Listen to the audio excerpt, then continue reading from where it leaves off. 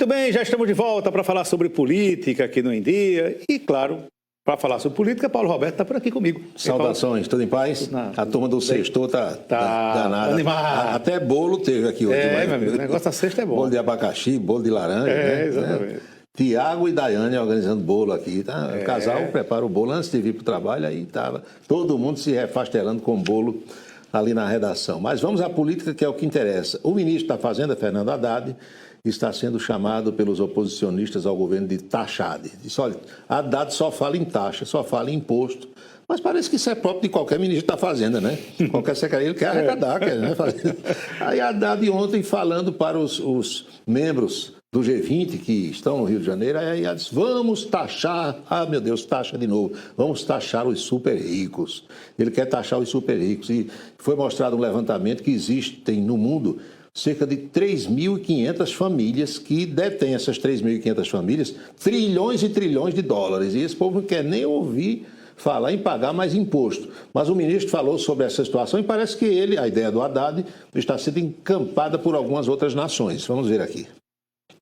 Ao final foi aplaudida a declaração que vai ser divulgada amanhã, que inclusive contempla vários itens, mas um deles especialmente, que é a proposta brasileira de começar a pensar a tributação internacional, não apenas do ponto de vista das empresas, mas também do ponto de vista dos indivíduos chamados super ricos. Então isso foi contemplado na declaração. Obviamente que é preciso enfatizar que esses processos têm um curso relativamente lento na agenda internacional. O Pilar 1, que está quase concluído, foi quase uma década de negociação e ainda falta alguns detalhes para fechar, mas nós entendemos que os desafios que estão colocados para o mundo no futuro próximo, dentre eles a questão da desigualdade e da fome, né, que ensejou a Aliança Global, com a participação do presidente Lula, e as questões climáticas, que podem afetar regiões inteiras do planeta, vão exigir soluções inovadoras. Nós estamos procurando nos antecipar, já começando a elaborar instrumentos de financiamento que possam servir no momento em que a necessidade se fizer notar, se fizer uma emergência. A ideia é a seguinte, é arrecadar dinheiro desses super ricos e esse dinheiro ser distribuído com algumas nações do mundo para combater a fome e para a questão climática também. Se isso der certo e se funcionar, é ótimo. Mas se for como o tal do Acordo de Paris, onde todo mundo assina um documento e depois ninguém faz nada, né? O problema é a prática. Não é? Na teoria a coisa é muito legal, a ideia é boa. Aqui no Brasil, o ex-presidente Bolsonaro estava ontem no Rio Grande do Sul e lá para as tantas, falando para uma plateia gaúcha na região de Farroupilha, ele disse palavras de Bolsonaro, Bolsonaro acha que o presidente Lula da Silva e o Supremo Tribunal Federal querem que ele seja executado. Palavras de Bolsonaro. E ele deu um exemplo, que, por exemplo, tinha 4 seguranças de sua confiança, a que todos os ex-presidentes têm direito, prenderam esses seguranças de confiança, tiraram, colocaram outras pessoas. Diz que 2 carros blindados, a que ele tem direito, Lula tirou e entregou automóveis que não são blindados. É uma confusão. Está aqui Bolsonaro falando. Pela presidência, eu tinha direito a 2 carros. Lula, pessoalmente, me tirou os 2 carros blindados.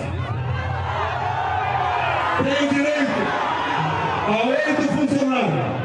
Os 4 que trabalhavam na minha segurança, por medidas cautelares, me tiraram os 4 que trabalhavam na minha segurança.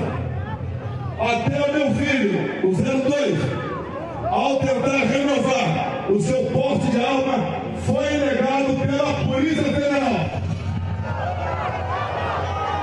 Eles querem facilitar. Eles não querem mais me prender. Eles querem que eu seja executado. Não posso pensar outra coisa. Eles não querem mais me prender, eles querem que eu seja executado. E o filho 02, porque Bolsonaro, como nos quartéis, ele dá números aos filhos. Quando eu era militar do Exército, meu número era 174. 174. Aí ele tem o 01, 02, 03 e o 04. O 01 é Flávio, que é o senador. O 02 é o deputado Eduardo. Ele disse que Dudu foi renovar o porte de arma. A Polícia Federal não deixou, não. Agora eu vou dizer uma coisa a você. É uma opinião minha, sabe? Eu acho de uma irresponsabilidade esse tipo de declaração, porque é isso que mantém esse clima no país, só inflama o clima, sabe? Porque eu vi uma nota da presidência, da Secretaria de Comunicação da Presidência dizendo ele tem tudo que os outros ex-presidentes têm de direito. Todos os ex-presidentes têm direito a determinada coisa. Tudo que é dado para os outros, ele tem também. Ele disse que está reclamando de tirar os 2 carros que eram blindados e não são, e os 4 seguranças que ele escolheu foram substituídos. Os seguranças, sabe, foram presos porque aquele rolo. Estão com um processo nas costas bem grande, né? Aí foram substituídos, segundo a nota da presidência. É confusão.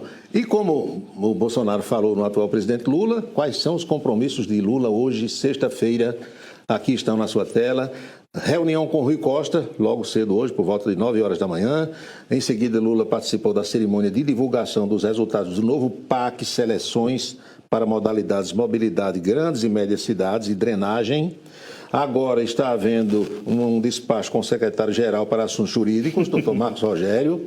E, em seguida, Lula vai conversar, sabe com quem? Com o ministro do Desenvolvimento, Indústria, Comércio e Serviços, Geraldo Alckmin, que, por acaso, é também o seu vice-presidente, não é? E Celso Amorim, decolou ou não decolou para a Venezuela? Porque o Tribunal Superior Eleitoral suspendeu a viagem dos seus 2 membros que iam atuar como observadores na eleição do próximo domingo. Mas até a hora em que nós entramos aqui no estúdio, estava confirmada a viagem de Celso Amorim para a Venezuela. Celso Amorim mantém viagem, mas disse que vai evitar encontro com candidatos e com outras autoridades, né? Porque o clima não está bom. Ele deve ser recebido pelo corpo diplomático brasileiro e ficar por lá observando as coisas como é que estão, né? Nos comícios de encerramento que eu vi de ontem para hoje não teve confusão, felizmente, não teve tiroteio, não teve nada, mas é um clima de acirramento, o clima né? É tenso, é. Pois bem, e na França, com a abertura da Olimpíada prevista para daqui a pouco, no nosso horário, 2h30 da tarde, 5 horas a mais, 7h30 da noite por lá, já sabotaram o sistema de trens. Segundo o governo francês, cerca de 800 mil pessoas estão prejudicadas em seus deslocamentos dentro da França, sem contar com os trens de alta velocidade que saem de Paris para Londres, a capital inglesa, e para Bruxelas, capital da Bélgica, que é também a sede da União Europeia. A imprensa mundial dá destaque a isso e tem-se medo de uma sabotagem maior. Trens de alta velocidade da França foram alvo de ataque massivo e a circulação foi afetada. Não. Confusão, viu? Não é brincadeira não. 40 mil policiais para fazer a segurança e o perigo à solta, porque é a primeira vez na história das Olimpíadas onde a abertura não é feita num estádio. É a céu aberto. É, exatamente. Lá no Rio Sena. No Rio Sena, não é? Pois bem, e aqui na terrinha, Arthur Bolinha, o presidente do 13, filiado ao Partido Novo, assumiu publicamente a sua pré-candidatura à Prefeitura de Campina Grande e é provável que até esse fim de semana já divulgue o nome do seu candidato a vice ou a vice, se for mulher. Claro que a pré-candidatura, porque convenção não houve ainda, mas a repercussão também acontece na imprensa política. O empresário Arthur Bolinha assume pré-candidatura a prefeito de Campina Grande. É bom que a gente diga que essa entrada de Bolinha como pré-candidato, pelo menos assim, em princípio, qualifica o debate, não é? Precisamos reconhecer que Bolinha tem boas ideias, tudo. E numa democracia, quanto mais opção, melhor. Isso aí e que o eleitor decida. Acaba o eleitor decidir. Vai dar mais trabalho aqui para todo mundo, porque tem mais candidatos. Né? Para a gente... Uma cadeira a mais. Para a gente Uma cadeira a mais. E quem tomou gosto na peça, como dizia minha avó, ao sentar na cadeira de prefeito de João Pessoa, foi nominando Diniz Filho. Doutor, nominando ontem, recebeu os pessoenses, os paraibanos, especialmente os pessoenses, que são alunos do Balé Bolshoi, lá em Joinville, Santa Catarina. Olha só, nominando aí, cercado por professores e pelos alunos. Agora eu dei uma olhada nessa foto, se você for bem curioso, aqui por trás da palavra prefeito, tem uma menina e os alunos, todos os outros são homens. São meninos no Balé Bolshoi. É verdade. E Reginaldo conversando aqui, sabe, saudade do meu tempo de criança, era doido para entrar no balé e nunca deixaram. Ele ainda tentou no balé de queimadas, mas não conseguiu. Isso me fez lembrar do companheiro jornalista Geovaldo Carvalho, nos bons tempos do Diário da Borborema. Geovaldo ficava lá na redação, era ele quem assinava a coluna Baby Vieira. Sim. Lembra? Lembro, sim. Aí quando algum colega saía para ir ao banheiro, ou saía para lanchar, ou na hora do almoço, e ficava lá a sua mesa, a sua máquina de datilografia, sem ninguém ali. Alguém ligava, por exemplo, se fosse Anchieta Araújo, Anchieta está aí? Aí Jovaldo respondia, não, saiu, foi para aula de balé. Aí a pessoa que estava do outro lado disse, aula de balé, sério, ele sai para... Gostava de fazer essas brincadeiras. Pois bem, e a choradeira do pessoal do Partido Liberal aqui de Campina Grande? Continua. Tanto o Sargento Neto, que reclamou bastante, como Bruno Roberto, que já foi candidato ao Senado, filho do deputado Wellington Roberto, continua o chororô, isso também é repercutido. Analiso como extremamente precipitada a decisão do PL sobre a mudança e a destituição do comando aqui em Campina Grande. Isso é o que no direito a gente chama de jus esperneandi, né? O direito de espernear. O direito de estribuchar. Agora o clima para esse grupo aí da família Roberto fica muito complicado. Fica ruim. Agora eu também soube, e a cada instante nós vamos recebendo novas informações, que as recentes votações e manifestações do deputado Wellington Roberto lá no Congresso em relação a assuntos de interesse de Lula, parece que pesaram também, viu, na balança nessa hora. Sabe, o pessoal fica de olho, né? Ele sempre foi governista. Eu sou governo, não quero nem saber de nada. Vamos à boca maldita de hoje. A boca maldita vem de Farroupilha, Rio Grande do Sul, onde esteve o ex-presidente Jair Bolsonaro. Ao chegar em Farroupilha, Bolsonaro e o prefeito local, o senhor Fabiano Feltrin, foram visitar uma exposição de animais. Tem muitas feiras agropecuárias lá no Rio Grande do Sul, né? Algumas foram adiadas por conta da cheia, mas são sempre feiras que tem muitos animais bonitos na exposição e tem aquelas máquinas, implementos agrícolas, tudo aquilo que a gente sabe. E eles saíram olhando ali os animais e chegaram onde tinha uma guilhotina, que eu não sei para que é usada por alguns fazendeiros. E quando o prefeito viu essa guilhotina, aí disse que a guilhotina estava por ali e seria boa, olha só, seria boa para usar se referindo ao ministro Alexandre de Moraes. Nossa. A repercussão é grande, viu? Boca maldita de hoje, manifestação do prefeito de Farroupilha, Fabiano Feltrin, que é do Partido Liberal. É esse aí, olha. Olha o que ele fez na presença de Bolsonaro. Preste bem atenção no áudio.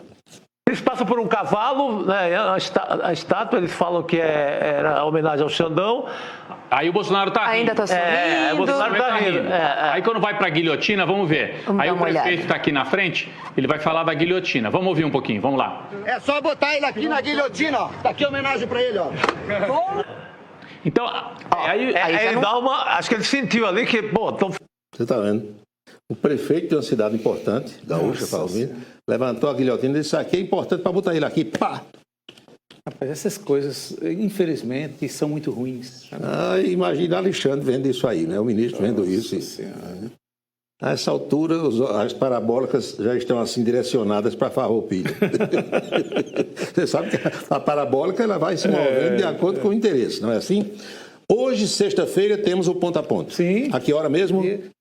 7h30 da noite. 7h30 da noite. 9h30. Reprise amanhã, meio-dia e 30. E o nosso convidado é o jornalista, ex-professor da Faculdade de Comunicação da UEPB, Luiz Aguiar. Luiz Barbosa de Aguiar tem história, ocupou vários cargos, funções nos associados, é natural da cidade de Aroeiras, veio para Campina ainda muito jovem e tem histórias para contar. Vai falar sobre a ascensão e queda do Império Associado, sobre a imprensa na atualidade e, naturalmente, sobre a sua passagem pela academia. Muito bom. Bom fim de semana, sempre Gil. boas histórias. Boas histórias, é verdade. Bom fim de semana, Paulo. Igual. Bem, vamos agora a Brasília saber outras notícias da capital federal com Napoleão de Castro.